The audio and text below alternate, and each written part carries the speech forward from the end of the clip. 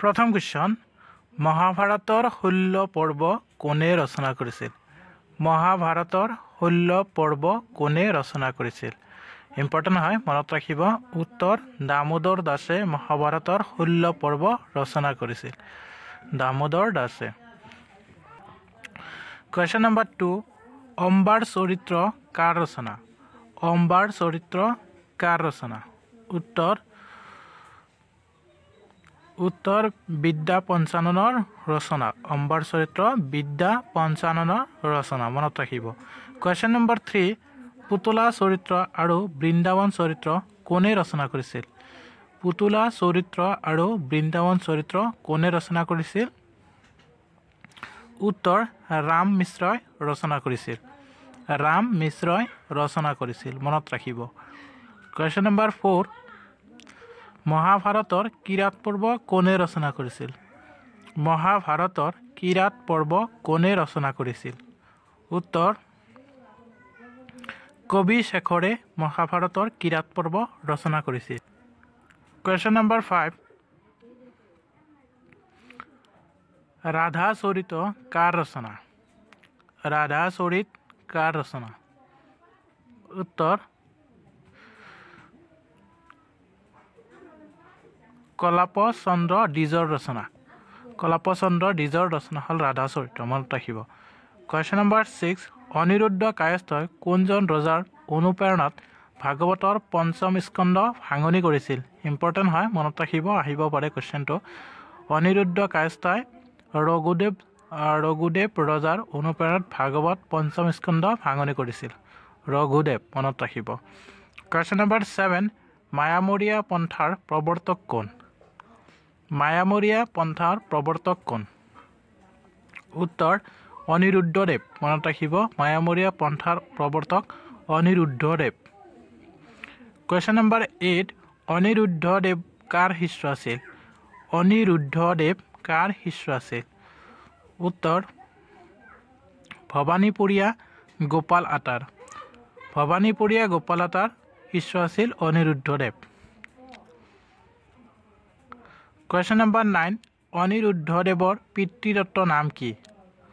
অনিৰুদ্ধদেৱৰ পিতৃদত্ত নাম কি এটা শেয়াৰ কৰি দিব ভিডিঅটো আৰু পেজটো যদি ফলো কৰা নাই ফলো কৰি ল'ব উত্তৰ হৰকণ্ঠ মনত ৰাখিব হৰকণ্ঠ কোৱেশ্চন নম্বৰ 10 ধ্ৰুৱ চৰিত্ৰ আৰু ভাগৱত ৰত্ন কোনে ৰচনা কৰিছিল ধ্ৰুৱ চৰিত্ৰ আৰু ভাগৱত ৰত্ন কোনে ৰচনা কৰিছিল উত্তৰ বিষ্ণু ভাৰতীয়ে ধ্ৰুৱ চৰিত্ৰ আৰু ভাগৱত ৰত্ন ৰচনা কৰিছিল কোৱেশ্চন নম্বৰ 11 কোনজন কবিয়ে নিজকে কবিৰত্ন সুত বুলি পৰিচয় দিছে কোনজন কবিয়ে নিজকে কবিৰত্ন সুত বুলি পৰিচয় দিছে উত্তৰ বিষ্ণু ভাৰতীয়ে মনত ৰাখিব বিষ্ণু ভাৰতীয়ে কোৱেশ্চন নম্বৰ 12 ৰামচৰণ ঠাকুৰ কাৰ পুতেক আছিল ৰামচৰণ ঠাকুৰ কাৰ পুতেক আছিল উত্তৰ হকৰা কুচিয়া ৰামদাস কায়স্থৰ পুতেক আছিল মনত ৰাখিব কোৱেশ্চন নম্বৰ 13 মহাপুৰুষ শংকৰদেৱৰ সংস্কৃত ভক্তি ৰত্নাকৰ কোনখন গ্ৰন্থখন কোনে অসমীয়াত অনুবাদ কৰে মহাপুৰুষ শংকৰদেৱৰ সংস্কৃত ভক্তি ৰত্নাকৰ গ্ৰন্থখন কোনে অসমীয়াত অনুবাদ কৰে ইম্পৰ্টেন্ট হয় মনত ৰাখিব উত্তৰ ৰামচৰণ ঠাকুৰে অসমীয়াত অনুবাদ কৰে ভক্তি ৰত্নাকৰ মনত ৰাখিব কোৱেশ্চন নম্বৰ 14 ৰামচৰণ ঠাকুৰৰ চৰিত পুথিখনৰ নাম কি ৰামচৰণ ঠাকুৰৰ চৰিত পুথিখনৰ নাম হ'ল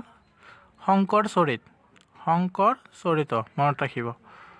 ৰামচৰণ ঠাকুৰৰ চৰিত পুথিখনৰ নাম কোৱেশ্চন নম্বৰ 15 দৈতাৰী ঠাকুৰ কাৰ পুতেক আছিল উত্তৰ ৰামচৰণ ঠাকুৰৰ পুতেক আছিল মনত ৰাখিব দৈতাৰী ঠাকুৰ ৰামচৰণ ঠাকুৰৰ পুতেক আছিল কোৱেশ্চন নম্বৰ 16 দৈতাৰী ঠাকুৰে ৰচনা কৰা চৰিত পুথিখনৰ নাম কি দৈতাৰী ঠাকুৰে ৰচনা কৰা চৰিত পুথিখনৰ নাম কি এটা শ্বেয়াৰ কৰি দিব ভিডিঅটো উত্তৰ শংকৰ মাধৱ চৰিত মনত ৰাখিব শংকৰ মাধৱ চৰিত কোৱেশ্চন নম্বৰ 17 সমস্ত হৰণ আৰু নৃসিংহ যাত্ৰা নাট দুখনৰ লেখক কোন সমস্ত হৰণ আৰু নৃসিংহ যাত্ৰা নাট দুখনৰ লেখক কোন উত্তৰ দৈতাৰী ঠাকুৰ আছিল মনত ৰাখিব এটা শ্বেয়াৰ কৰি দিব ভিডিঅ'টো এতিয়ালৈকে যদি শ্বেয়াৰ কৰা নাই শ্বেয়াৰ কৰি দিয়ক এটা kindly question number 18 Bhushan DJ লিখা চৰিত পুথিখনৰ নাম কি ভূষণ ডিজে লিখা চৰিত পুথিখনৰ নাম হ'ল শংকৰ চৰিত মনত ৰাখিব ভূষণ ডিজ লিখা চৰিতখনৰ নাম শংকৰ চৰিত কুৱেশ্যন নম্বৰ 20 গুৰুচৰিত কোনে ৰচনা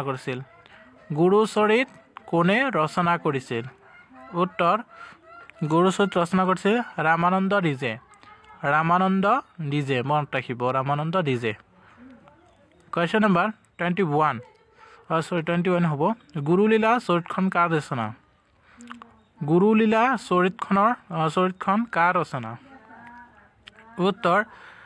ৰাম ৰায়ৰ ৰচনা হ'ল গুৰুলীলা ৰাম ৰায়ৰ মনত ৰাখিব কুৱেশ্যন নম্বৰ 21 ৰামানন্দই ৰচনা কৰা চৰিত পুথিখনৰ নাম কি উত্তৰ বংশী গোপালদেৱ চৰিত মনত ৰাখিব বংশী গোপালদেৱ চৰিত কুৱেশ্যন নম্বৰ 22 বনমালীদেৱ চৰিত কাৰ ৰচনা উত্তৰ ৰমাকান্তৰ বনমালীদেৱ চৰিত ৰচনা কুৱেশ্যন নম্বৰ 23 গোবিন্দ চৰিত পুথিখনৰ লেখক কোন উত্তৰ ভৱানন্দ ডিজ আছিল গোবিন্দ চৰিত পুথিখনৰ লেখক মনত ৰাখিব কুৱেশ্যন নম্বৰ 24 ঠাকুৰ চৰিত কাৰ ৰচনা উত্তৰ বিদ্যানন্দ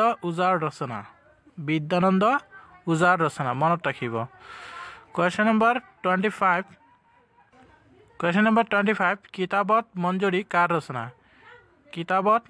কাৰ ৰচনা উত্তৰ বকুল কায়স্থৰ ৰচনা মনত ৰাখিব বকুল কায়স্থৰ ৰচনা কিতাবত মঞ্জুৰী কুৱেশ্যন নম্বৰ 26 দৰং ৰাজবংশাৱলী কাৰ ৰচনা উত্তৰ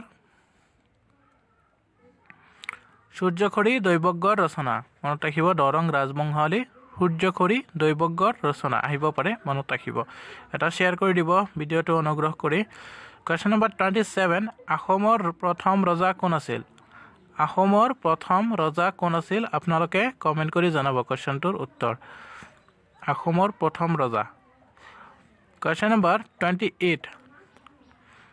আহোমৰ ৰজা চুকাফাই কি পৰ্বত অতিক্ৰম কৰি অসমত প্ৰৱেশ কৰে এই কুৱেশ্যনটো ইম্পৰ্টেণ্ট হয় আহিব পাৰে চান্স আছে আপোনালোকে মনত ৰাখিব কুৱেশ্যনটো এনচাৰ